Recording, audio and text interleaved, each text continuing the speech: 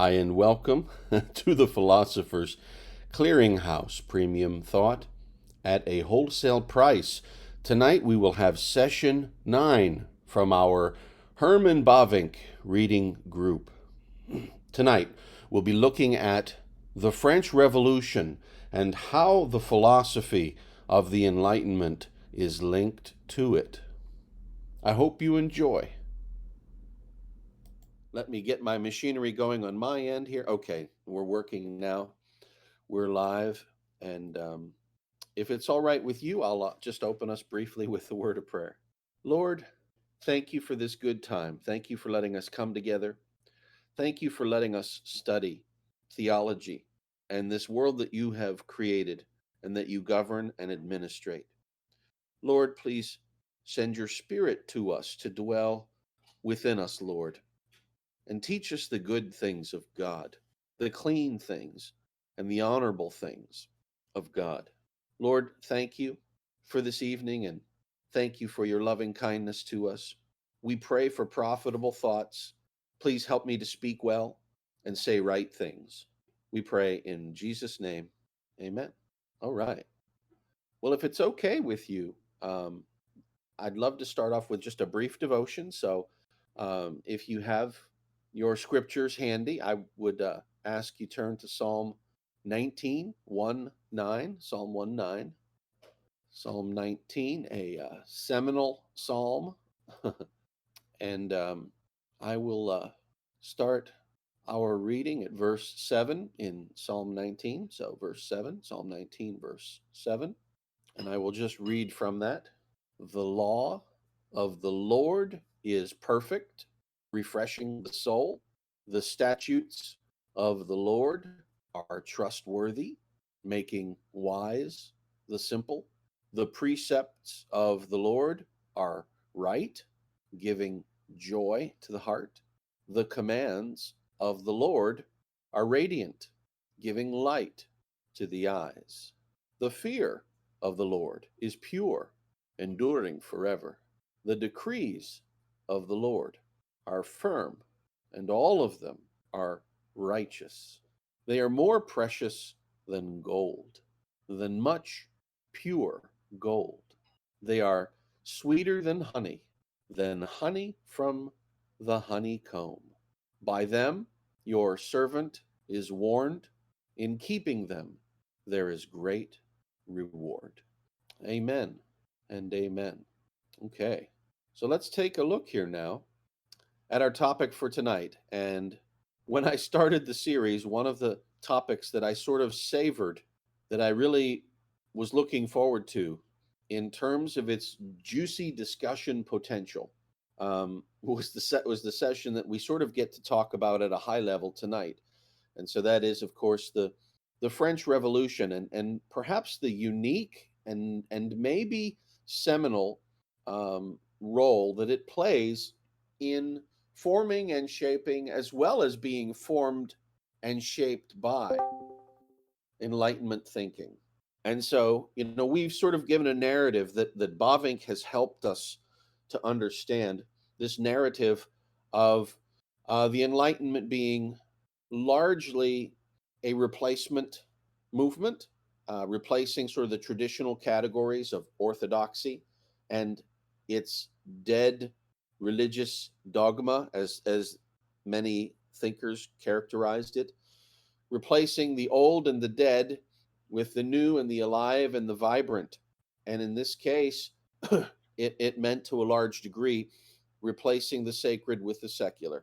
And so the French Revolution is a very pivotal moment, because almost immediately it was clear that the political outworkings of the concepts, the Enlightenment concepts that these secular thinkers were advancing, almost from the beginning, it was very clear that there was a danger of totalitarianism, a danger of blood in the streets, danger of a loss of rule of law in societies.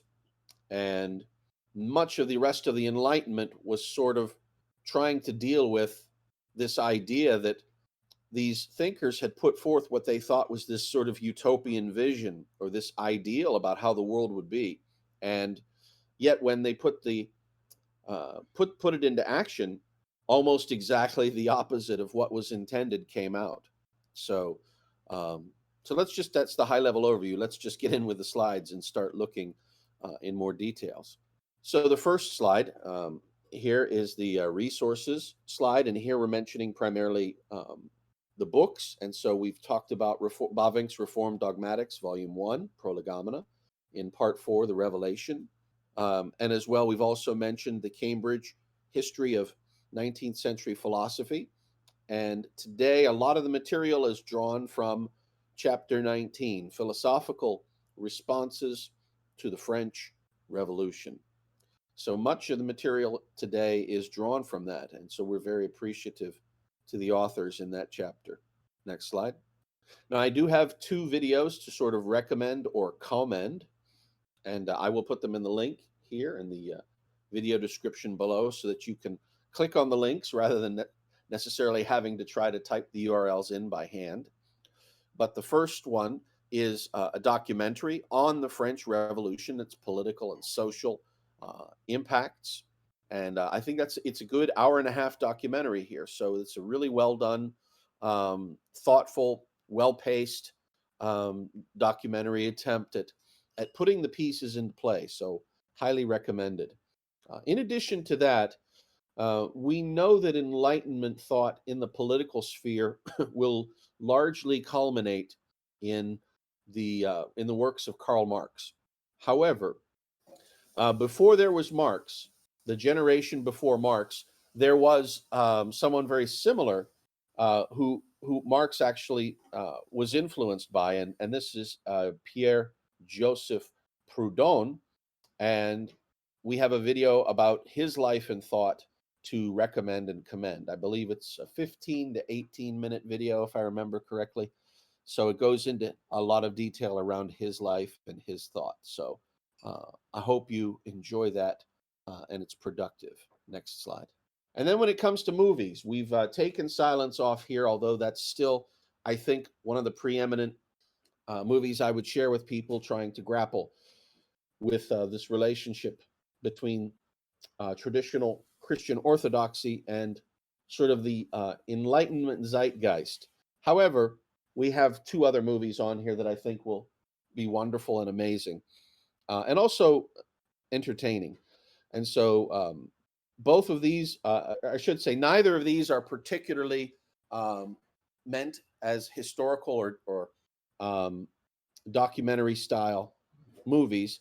They're really meant much for the spirit of them and the interaction around topics of doubt and around topics of authority and authoritarianism. So Doubt we talked a little bit about last week.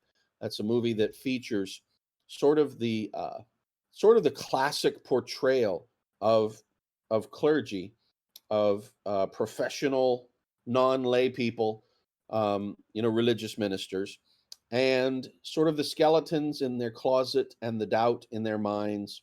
And it's a very strong Enlightenment critique of Christianity. It's basically a portrayal that sort of says, there's nothing special about Christianity or the Christ that these Christians serve, in the sense that even their ministers, even their professional clergy, have all of the common human foibles that everybody else has. And so it really is sort of made in that style, meant to expose doubts about the integrity of Christian orthodoxy and its the lay people, the ministers, who practice it. And then the second movie is called Marie Antoinette, and it's starring Kirsten Dunst in that title role. And this is much more sort of about the flavor of French society at that time. And so French society presented a target for revolution in large part because of what had come before it. And the revolution was, in certain respects, an outworking of where previous forces had been pulling. So, in other words, the revolution didn't just happen in a vacuum, and not particularly so in France versus other places. without reason. So, in other words, there are forces behind this, is what I'm trying to say. And so Marie Antoinette hopefully explores some of those in a winsome way. Next slide. And so I would like to just throw out to the group this idea of the French Revolution as a marquee event of the Enlightenment. And this is a somewhat controversial thesis, but it is controversial in large part due to um, due to the fact that it's a very difficult pill to swallow. So people who are sort of pro Enlightenment advocates, people who talk about sort of the secularism and the humanism of the Enlightenment, very often shy away from the totalitarian and authoritarian aspects of the political outworkings of Enlightenment principles. And that's a dialogue and a discussion that needs to happen. And so, having said that, scholars recognize that this is of absolute central importance. And let me just read this brief quote from the Cambridge History. And that is the impact of the French Revolution on European thought is arguably too eccentric, particular, and profound to characterize with any degree of uniformity or indeed certainty. So, right away, sort of start off with a big caveat. It's hard to say the French Revolution is any one thing. And that's true. But let me insert a big but there. So back to the quote. As a massive historical event of cataclysmic proportion, the revolution irrevocably altered the most basic institutions of political, social, and civil life. Its consequences were conditioned by very particular and specific contexts. For this reason, it may be argued that the revolution not only lends itself more naturally to historical rather than philosophical explanations, it necessitates them, meaning it you need the history. You can't just look at philosophy without the history. In this light, back to the quote, the philosophical recovery of the French Revolution produced accounts of its meaning that inevitably grappled with perceptions and understandings of history, human agency, and time.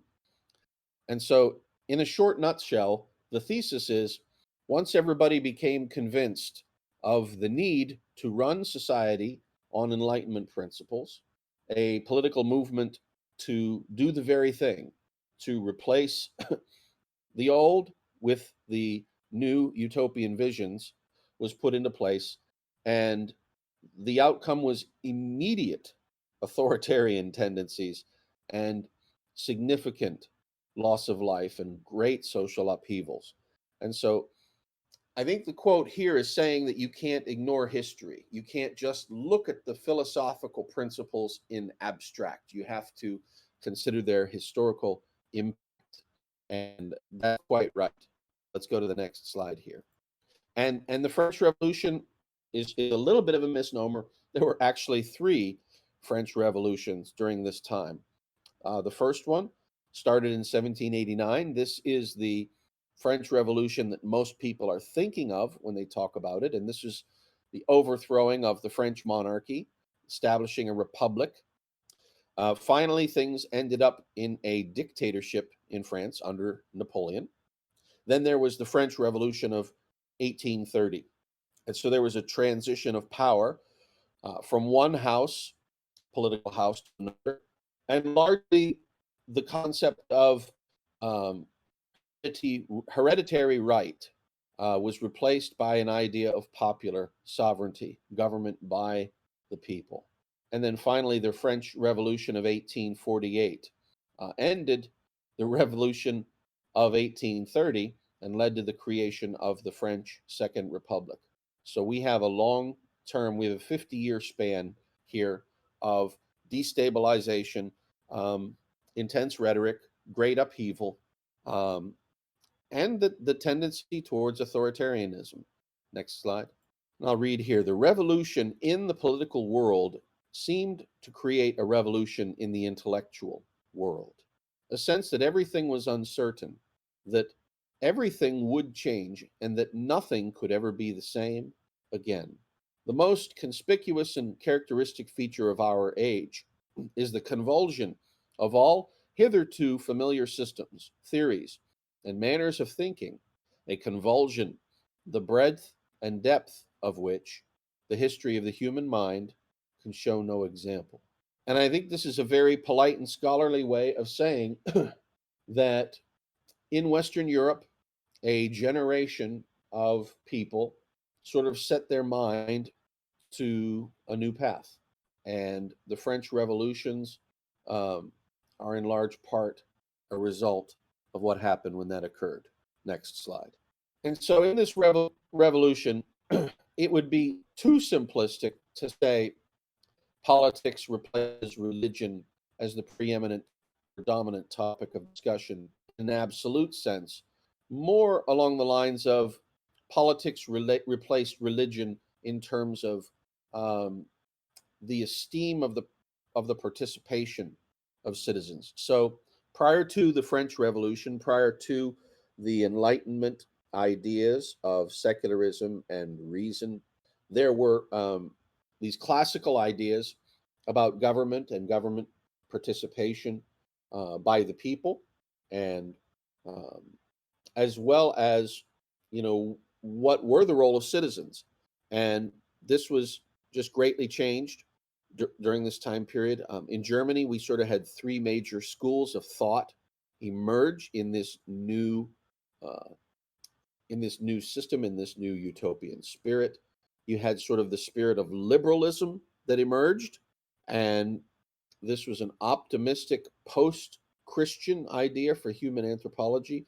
I say this perhaps controversially. I'm sure many liberals would not like to be called post-Christian. However, I would perhaps it could be better said post-Orthodox ideas for human anthropology and sort of the low soteriology of Christ. People is basically good.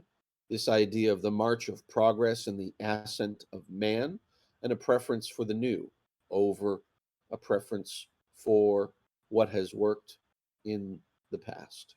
And then there was a second movement toward conservatism, and that where the liberal movement was very optimistic in outlook, the conservativist movement was largely pessimistic in the sense that it was a largely Christian idea of human anthropology, people as sinners, the presence of evil in the world and in the sinful soul, and the absolute necessity of things like checks and balances being needed to keep evil tendencies at bay. So, government as a gift from God, government as a series of checks and balances to check the authoritarian nature uh, of autonomous human thought. This sort of idea that, you know, absolute power corrupts absolutely, and I love to joke with my friends that absolute power corrupts absolutely. However, even relative power corrupts. Um, as you know, if you've ever put somebody in charge of something who wasn't able to handle the additional level of responsibility, and uh, hilarity ensued from that. So the third school was the school of Romanticism. And so this was very much a sort of seize the day, live the passionate life, move toward these idealistic and utopian visions for human society. The idea of individual perspective and subjectivity and emotive feeling over ideas of constrained conduct and duty. Romantics wanted to be free to be who they were, free to live the life they wanted to live, and to their own selves be true. Next slide. And so, even with all the careful caveats and with all the scholarly asterisks about being careful to not overstate the importance of the French Revolution in the Enlightenment, nevertheless, there is an inescapable way in which we have to link what happened politically in the French Revolution with these philosophical ideas. And I'll read the quote here: the ideas of liberty, egalitarianism, and brotherhood, and the rights of man, were seen as the incarnation of the principles of reason, as the embodiment of the doctrine of natural law. The revolution constitutes the first practical triumph of philosophy, the first example in the history of the world of the construction of government upon the principles of an orderly, rationally constructed system. Wow. So this is one of the chapter authors quoting one of the participants, one of the advocates for the new reason, the new secularism, the new ideas. And the revolution, when it started to happen, we shouldn't kid ourselves and say that there was a distance between the political outcomes and the philosophical thoughts. No, they were actually coupled quite closely, and even in the minds of the participants. So it's very hard for pro-Enlightenment thinkers today to sort of go back and revise history and sort of make the suggestion that the French Revolution really doesn't have anything to do with the Enlightenment. That is just not a tenable position historically. Next slide. Now, again, one of the thinkers here was actually one of the first people to use the label anarchist to apply to himself, and this is Proudhon. And he had this idea that all of the traditional categories of government were to be seen in the worst possible light. And so I'll read this quote from Proudhon.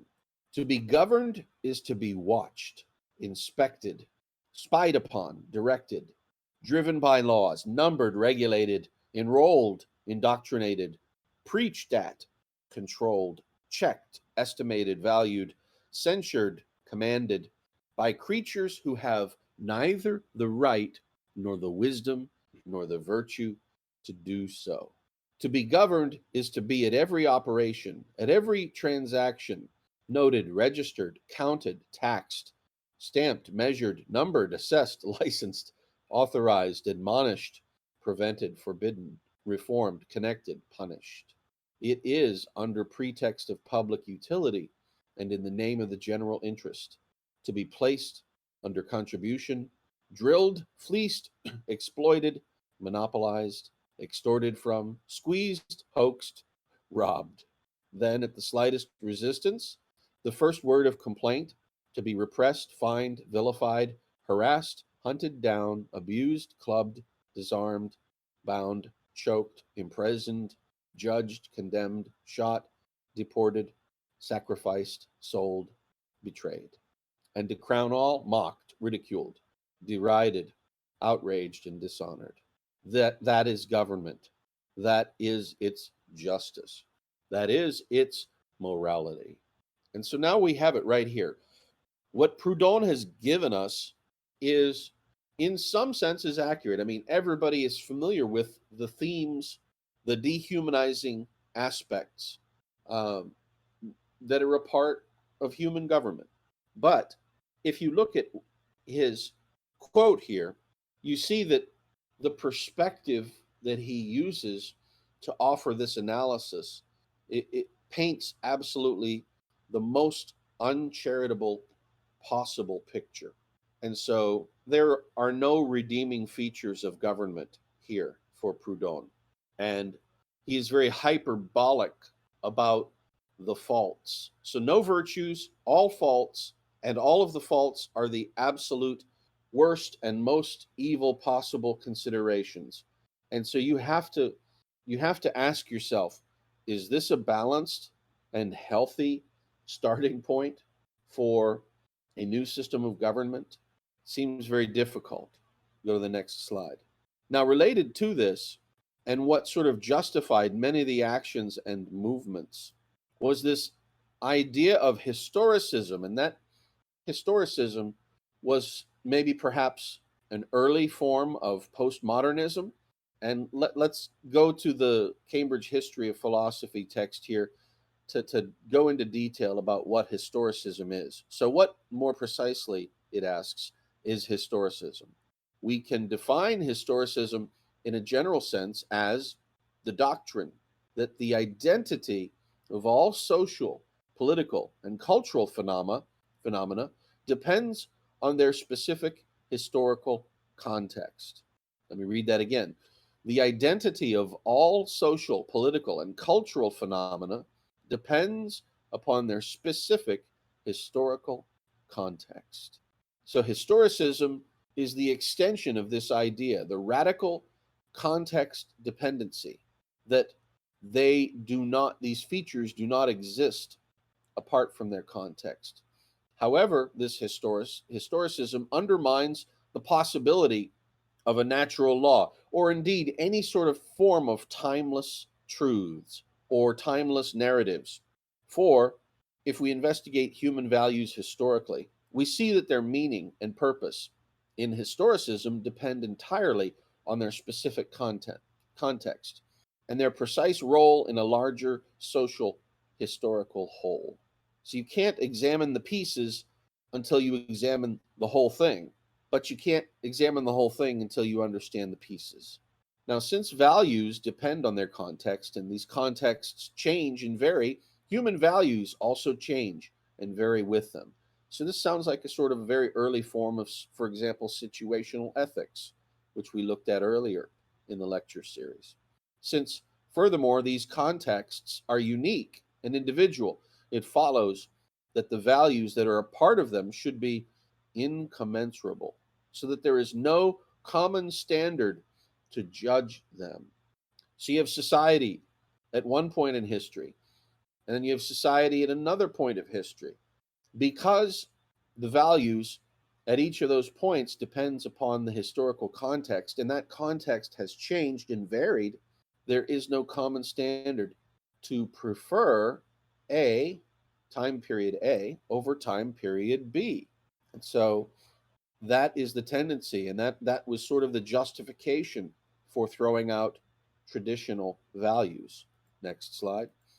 And so then we have to ask the question, in the absence of the meta narrative guiding him, how is the enlightened thinker to live his life? Well, a very common approach was for this enlightened thinker to see himself or herself as his own generator of values and meaning. He becomes, in essence, his own lawgiver. Another characteristic value is self thought, that is, the demand that the individual think for himself, accepting only those benefits for which there is sufficient evidence. All beliefs that were not supported by evidence were to be discarded as mere prejudice or superstition. So, in a sense, every enlightened thinker becomes his own court of law, and he becomes his own judge, where he gets to evaluate himself on his own authority and from his own legal code. Gee, what could possibly go wrong there? Next slide. And so now we're back to the thorny topic.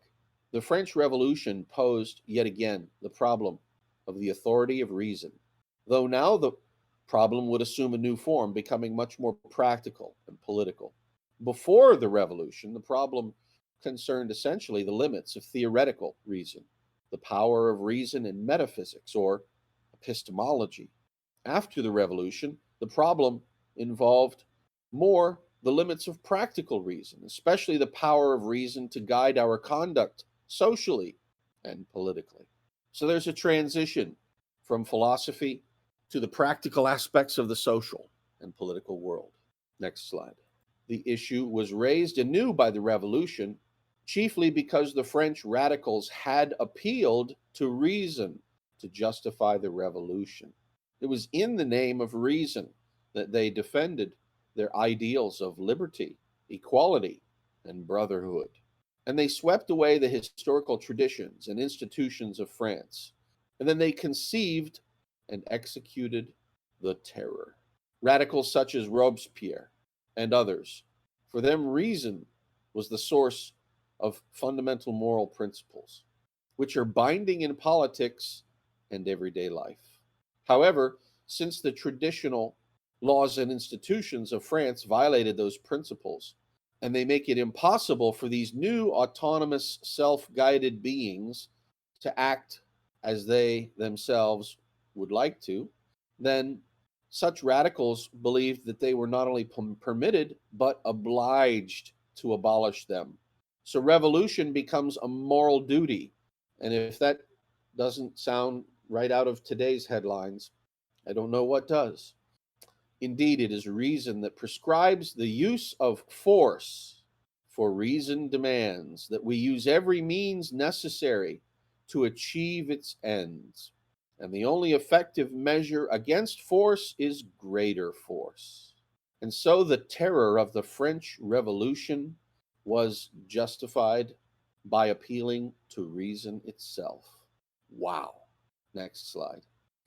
So really, despite efforts today for people to downplay the link between them, despite the efforts for people today who wish to cite Enlightenment principles and thinking in the philosophical sense, but suppose that the practical and political sense would not manifest as it did in the revolution, there's some history here that simply doesn't allow that. And so the French Revolution was, in its ultimate essence, the secular expression of early Enlightenment thinking. This is controversial. There are a lot of secular pro-Enlightenment thinkers who will challenge this evaluation and assessment. However, we have to ask if the challenge is where does the evidence lie? So in this respect, the French Revolution was also the biggest problem associated with the Enlightenment. Boom. Okay, let's try throwing out the old. Let's usher in these new anti-authoritarian principles, and almost immediately we had a reign of terror. Cause and effect. And perhaps most of the rest of the Enlightenment was trying to deal with the shock and surprise that many showed when this occurred. So while many Enlightenment ideals were attractive for scientifically minded people, there was nevertheless a realization that when secular Enlightenment ideals were placed into a political hegemony, the outcome was consistently bloody, and not just bloody on the scale that other political forms had been in the past, but excessively bloody to even a whole new level. Next slide. Proudhon, who we mentioned earlier, really pushed this and viewed religion as being complicit in the destruction of the free and enlightened human spirit. So if you ask Proudhon, what's the problem? Religion is the problem. And he characterized in this fashion. He said, capital in the political field is analogous to government. The economic idea of capitalism, the politics of government or of authority, and the theological idea of the church are three identical ideas linked in various ways.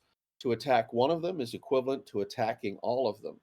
What capital does to labor and the state to liberty, the church does to the spirit. This trinity of absolutism is as baneful in practice as it is in philosophy. The most effective means for oppressing the people would be to simultaneously enslave its body, its will, and its reason. So Proudhon offers this unholy trinity of capitalism, traditional government authority, and traditional theological ideas of the Christian church. Say they act in concert to promote evil. Next slide. And so now we sort of have a chance for Bavinck, who lived in the 50 years after Proudhon, to sort of summarize and think about and reflect upon this. And Bavinck had some things to say. One of his quotes that mentions Proudhon explicitly goes like this. Proudhon once stated, "It is astonishing how, at the base of all things, we find theology." But to that statement, we agree with the reply that says the only astonishing thing in this fact is Mr. Proudhon's astonishment. For religion, as the relation to God, indicates the place in which human beings stand in relation to all other creatures. Religion embraces dogma, law, and cult, and is therefore closely associated with science, morality, and art. It encompasses the whole person in his or her thinking, feeling, and action, in the whole of his or her life, everywhere and at all times.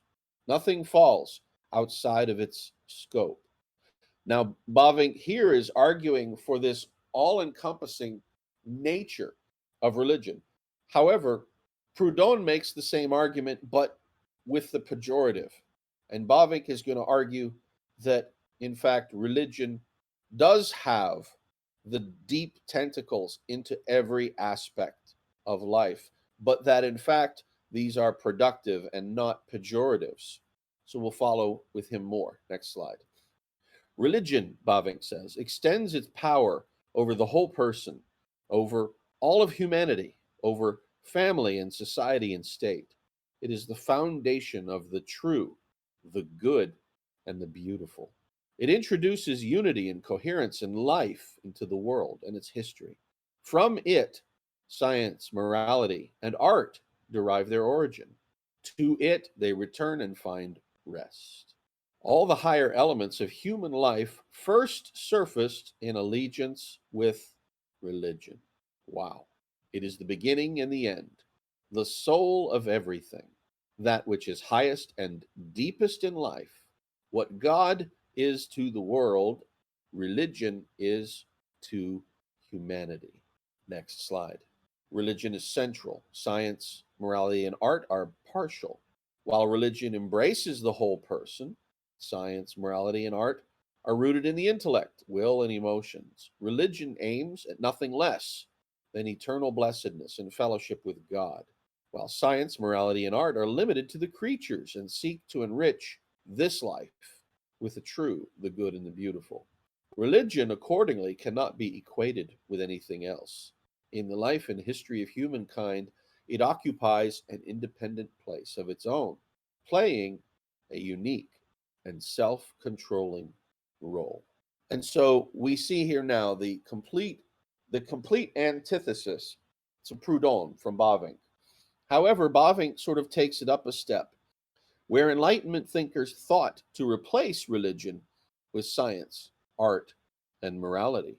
Bavinck says that there is nothing that corresponds to religion, and so one cannot just replace it as you might replace an engine part with a new engine part.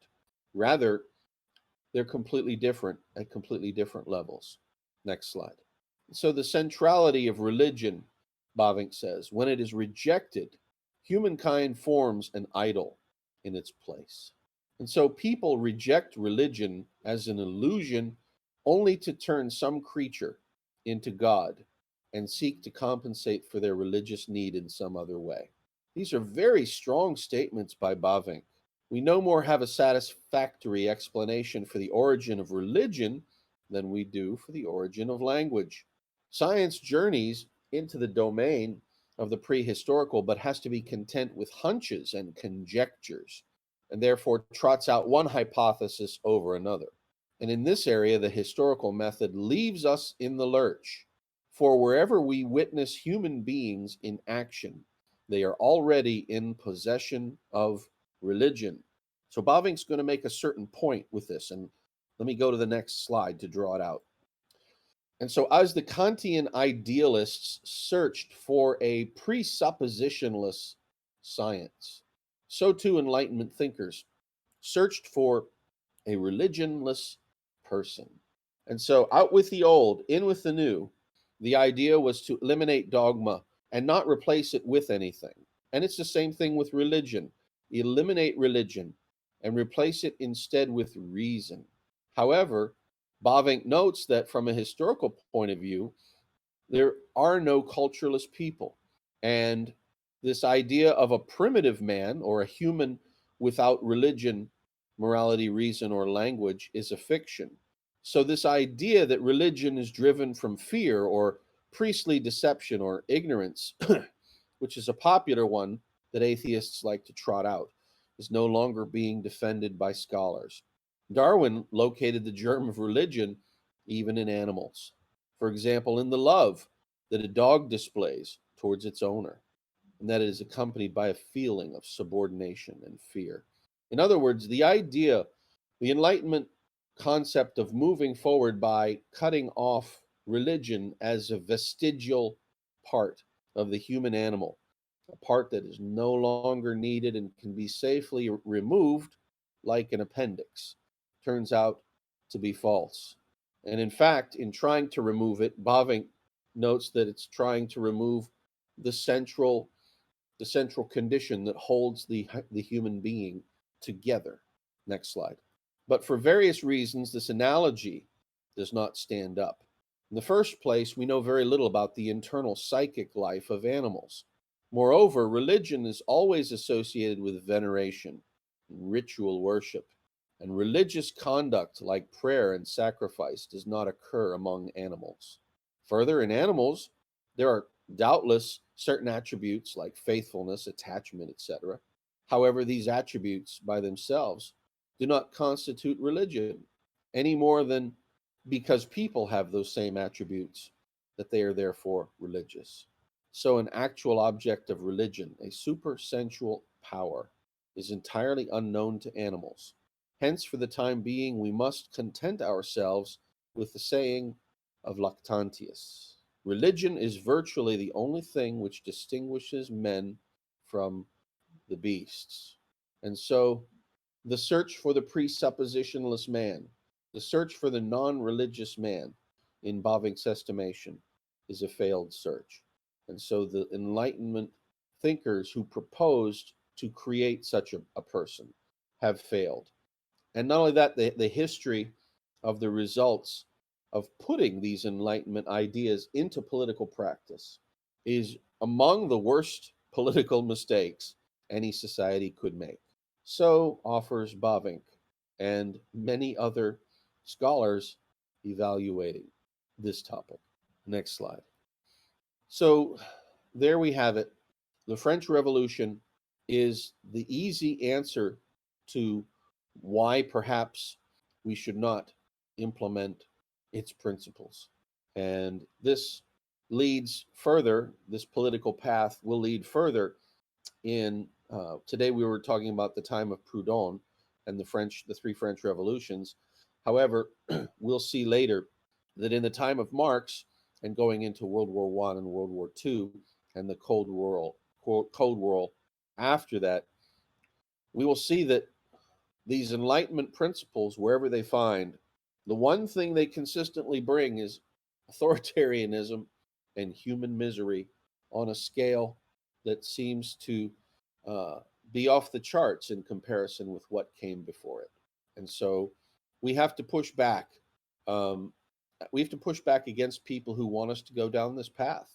This is a very quick way to to revolution, and it's the kind of trouble that you wouldn't wish on your enemy, let alone your own nation. So, what an interesting topic to think about here. And thanks for letting me ramble a little bit. We'll open up now to questions. It's appropriate that we're talking about the French Revolution as the root to a lot of this, the evening before Bastille Day. Right. That's a great point. So, and then apropos to that as well, I was just before coming on, I was looking at a friend of mine had noted that since Bastille Day is tomorrow, he called it the non-celebration of Bastille Day, since he wouldn't celebrate it. But he was encouraging everybody to read. There's a book called Unbelief and Revolution, or Ongeloof and Revolutia, by Guillaume Groen van Prinsterer, who was writing really during the time of, you've described the three French revolutions, and he really was writing in between that time, between the second and third revolutions. He was writing before that, 1848. I think Unbelief and Revolution came out in about 1843. But he very clearly ties this idea of the French Revolution and unbelief, and and that's why then his the people who followed him, who followed Grun von Prinsterer, people like Abraham Kuyper and Herman Bavinck were involved in the anti-revolutionary party in the Netherlands, which really referred to that very concept of being against the excesses of the French Revolution and really being in a sort of a traditional conservative. They were a traditional conservative political party. Now, exactly where they fell in the traditional conservative versus classical liberal paradigm doesn't 100% fit, because I think some of their economic positions fit classical liberalism a little better. The free market and all that really is a hallmark of classical liberalism. But yeah, I mean, it's really interesting to see how you can sort of trace that idea of the French Revolution being sort of the beginning of all this, right through down to Bavinck, who we're studying here. That's beautifully said. It's very touching in that this causal dependency is, is one of the most important analyses one can make in interacting with people today in our contemporary society who would have us sort of go down similar paths. And the the this almost, although we want to be careful, we want to be scholarly and measured in our analyses, this is almost one of the most clear and present dangers. The direct correlation between the secular ungodliness of enlightenment thinking and the terror, the collapse of society, the bloody terrors of people, being taken in the night, and death and blood in the streets. I mean, we're actually not exaggerating here. And while we still have to be scholarly and measured, we can't soften on this. We can't sort of backpedal it, to maybe let our secularist friends, not feel so bad. I mean, if we are ever going to use history as a teaching device, it has to be here, and it has to be brought to full bear. And the one thing that, unfortunately, when I've talked with secularists about this very link, the answer is just simple denial. No, it's not. It didn't happen that way. There's just there's a spirit of unbelief that that's not the historical way it was. But that's not a scholarly position, and I think we have to press that.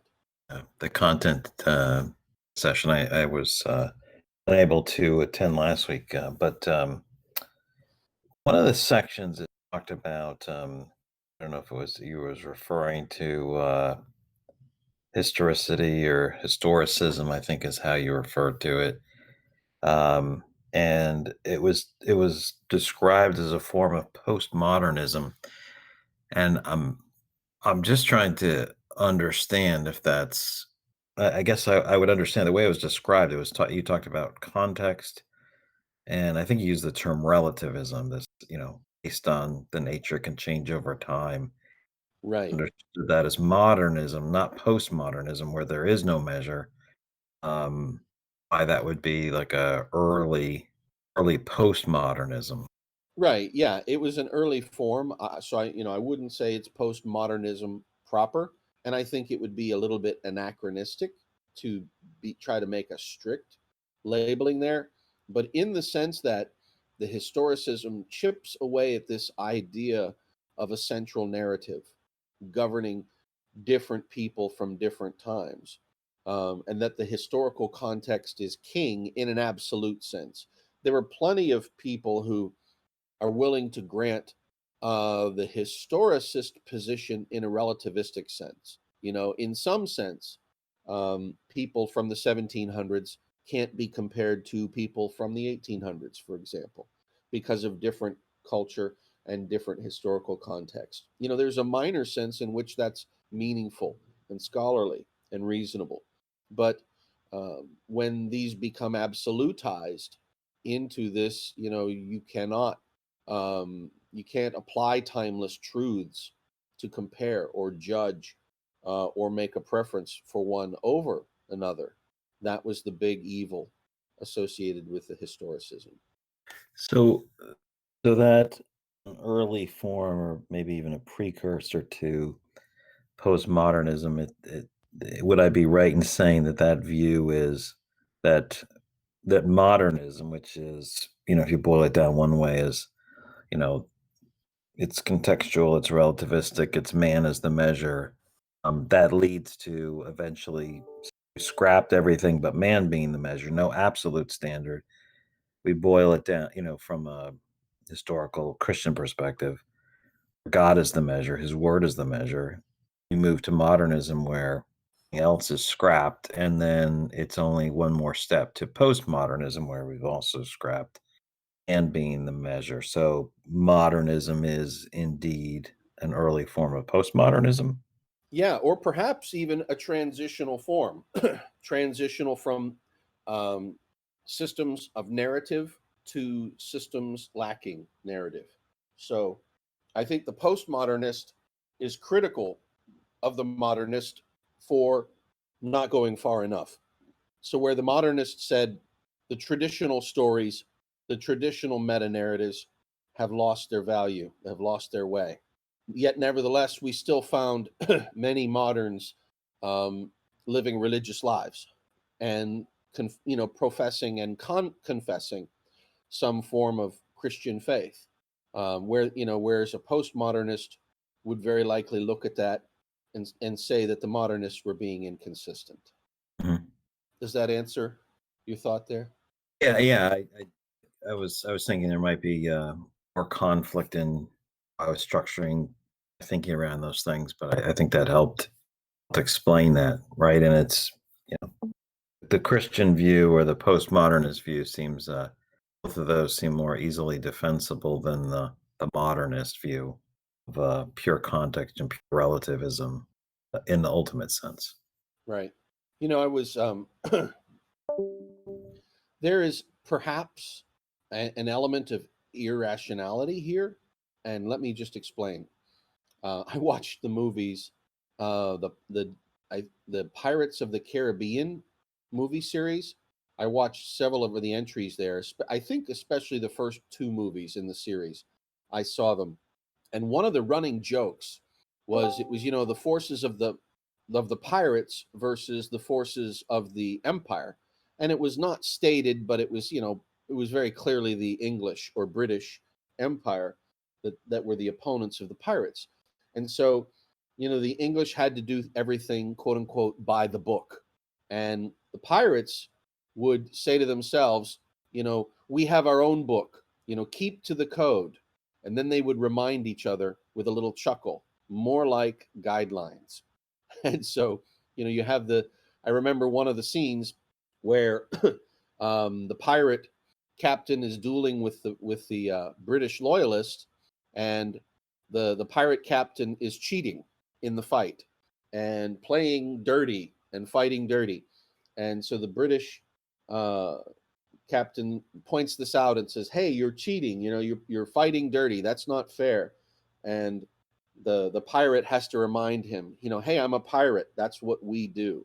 And so, this idea of holding to some form of code or professing, we have our own code that we keep, but the true substance or form of that code is in fact not present or not there. Keep to the code, more like guidelines, is the joke. And so later on, one of the loyalists is captured by the pirates and makes a deal. The loyalist will give the pirates what they want, and then the pirates will let the loyalist live, or something like that. And so of course, after they make the deal, the loyalist gives the information to the pirates to fulfill their part of the bargain, and of course the pirates betray the loyalist. And as they betray them, they're like, "Hey, we're pirates, this is what we do, you should have seen this coming." And I really think that the modernists to some degree, and the postmodernists to an even greater degree, really need to be pressed on this point.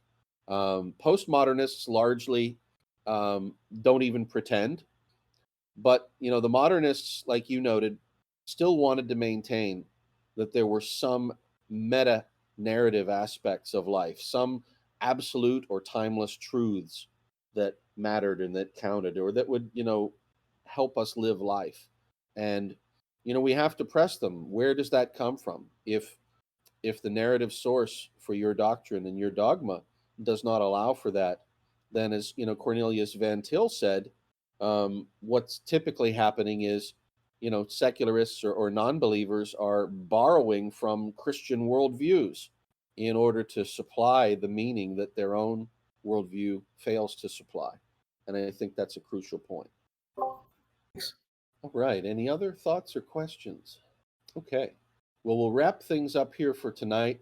This is tonight was sort of the introduction to the political side of the Enlightenment. So we worked through, if you look at the portraits on here, we have covered everybody in this collage except for two individuals. So we've covered Bavinck, we've interacted with Kant, Feuerbach, Hegel, Schleiermacher, Strauss. We have not yet interacted with Marx or Nietzsche. And so with the introduction of the political side of things here in tonight's lecture, we've sort of closed out the third quarter of our 12 lecture series. We've closed out with the introduction to the political side. So the fourth quarter can really sort of get into the political ideas of Marx and the philosophical and the political ideas of Nietzsche. And so it's about to get very intense because the battle is really joined. If Kant and Hegel were theists, and if Strauss and Feuerbach and Fichte and others were not theists, but in some manner managed to coexist with theists, by the time you get to Marx and Nietzsche, we are into straight revolution, and we are into straight principles of open warfare. And I think that's fascinating. Okay. Anything else for tonight's session? Cheers. All right. Thank you for joining, my friend. It was great to see you. And Chuck, thank you so much for joining. It was great to have you on again. Thanks for your good comments. Yeah, thanks. Yeah, I'm sorry I got cut off a little bit there during the comments, so I missed out on some of that. But I'll re-listen when you post it. No problem. Okay. Have a good night, my friends. Good night. Bye. All right. Thank you so much for listening to this 9th session of the Herman Bavinck Reading Group. Tonight we looked at the French Revolution and its place and its relationship with the concepts and principles of the Enlightenment. Thank you for joining us. For the Philosopher's Clearinghouse, I'm Romans 918.